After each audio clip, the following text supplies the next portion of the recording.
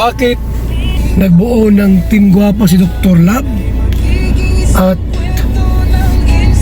mukha ni Biancy ang logo? Para banggain ang kalingap o ano? Magpapasok ng mga kung sino-sino lang. May nangyari dito kaya ay nawakwak yan o... Ayan, grabe mga kalingap yung kinahihinatnan na pinaggagawa ni Dr. Lab. Ano na nga po ngayon yung naging resulta? May kinikilala pa ba pagdating sa pansarili niyang kapakanan? Pambihira naman kung pag-uusapan nga po yung usapang respeto. Dr. Lab, wala nang galang. Kalingap community, hindi na nga po inirespeto. Mawalang galang na nga po mga kalingap ang atin pong opinion, ang atin pong reaction sa video ito ay naaayon lamang po sa atin pong mga nakikita, sa atin pong mga nasusubaybayan sa mga pakulo ni Dr. Lab. Na kung mamarapatin po ninyo, tayo po ay concern lamang sa pinanggalingang community ni Dr. Lab. Na ang ini-highlights po natin dito yung hindi nga po ka-accept na pinaggagawa ni Dr. Lab sa community ng Kalingap. Kaya naman mga Kalingap, wag na wag po kayong aalis at sabay-sabay po nating pag-uusapan ang mainit-init po nating talakayan. Pero bago po yan mga Kalingap, makikitamsak po muna ng ating subscribe button, pa-like, share, and subscribe na rin po, and mega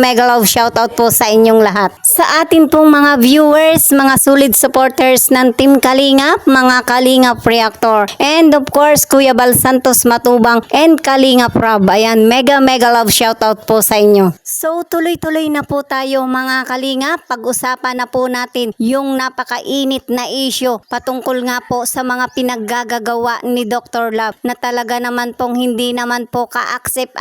Lalong-lalo na nga po mga Kalingap sa community ng Kalingap. Gusto lang pong bigang reaction po. Bakit ang logo ng team ni Dr. Lab ay Biancy? Si Biancy po ay Kalingap.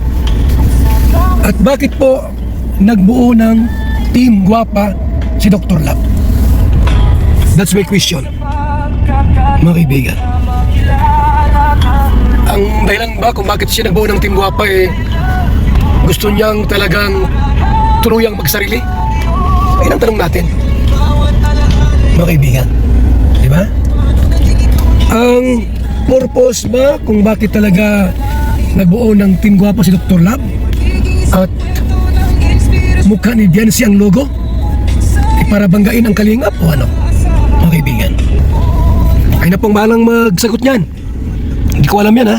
Ayan, grabe. Sa mga nakikita nga po natin base sa mga pinaggagawa ni Dr. Lab na ayon nga po kay Kuya Bal, ito nga ba yung purpose niya, yung banggain ang kalingap? Iyan naman po talaga Kuya Bal yung purpose ni Dr. Lab. Bukod sa hangarin po niya na banggain ang kalingap, talaga naman pong gusto na niyang magsarili. Talagang tuluyan na nga po mga kalingap na lumaki yung ulo ni Dr. Lab para sa kanyang pansarili kapakanan. Bakit nga po harap-harapan binabandera niya yung larawan ni Biancy, ginagawa niyang logo sa kanyang Team Guwapa? Ibig sabihin lang po nito mga kalingap pinaglalaroan niya yung larawan ni Biancy para lang sa kanyang pansariling kapakanan.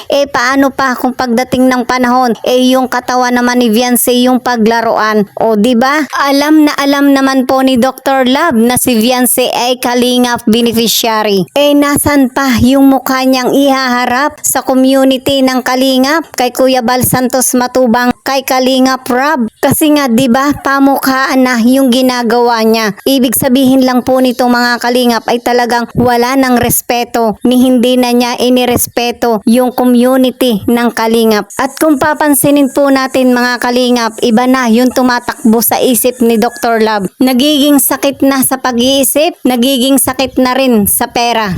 Kasi nga 'di ba, maging yung mga sponsor ni Vianse ay talagang nasasaluhan pa. Kasi nga yung mga sponsor ay nahihingaan pa niya ng iba't ibang klase ng proyekto na gusto niyang hingaan ng panggastos. At syempre na dapat na ito ay para lang kay Vianse, 'di ba? Wala nang kapuso-puso ni minsan ay hindi yata po inisip yung magagandang kaganapan na ibinigay sa kanila ng Kalingap community. At syempre ayon nga po kay Kuya Bal, hindi nga po magkakaroon ng katahimikan both side kung hindi nga po aalisin yung mukha ni Vianse sa logo ng Team Guapa. Kasi nga beneficiary ng Kalingap itong ating dalaga si Vianse. So ano nga po yung gustong mangyari? Dalawang community yung dapat na aniban na kung tayo nga po mga Kalingap ay matalas ang pag-iisip, sana man lang po ay maging matalas din po yung pag-iisip ng ating dalaga ni Vianse. Lalong lalo na nga po yung pamilya po nito. Maisip po sana nila na sila ay ginagamit lamang ng mga taong nasa paligid po nila. Lalong lalo na nga po yung kapitbahay po nila na talagang kinakaladkad na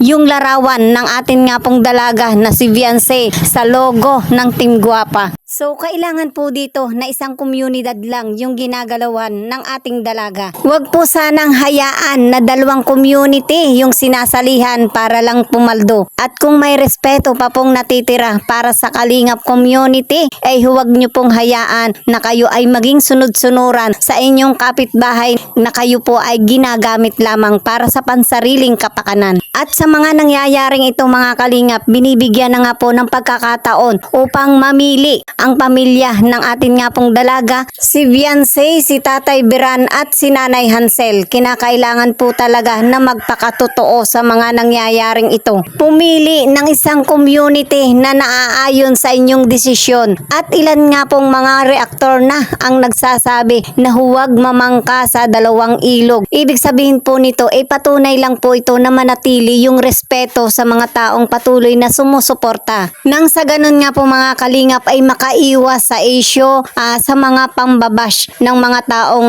nasa paligid na ang pinupuntirya nga po ay itong ating dalaga na si Vianse at ang pamilya po nito. So ayan mga Kalingap, sa mga kaganapan nga pong ito wala po tayong hangad kundi ang mapaayos, mapabuti ang kalagayan nga po ng ating dalaga na si Vianse maging ang pamilya po nito. Tahimikan kapag hindi inalis ang mukha ni Ining sa logo. Yes!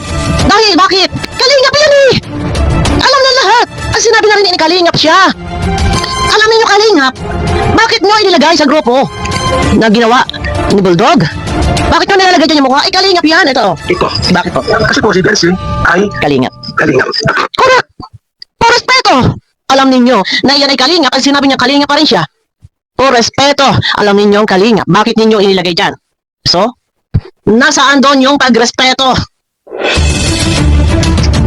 Hindi sila ang mapapasama, hindi sila ang mapapahamak or mababas, kundi itong pamilya at itong dalaga. Dahil siyempre sasabihin ng tao, bakit pumapayag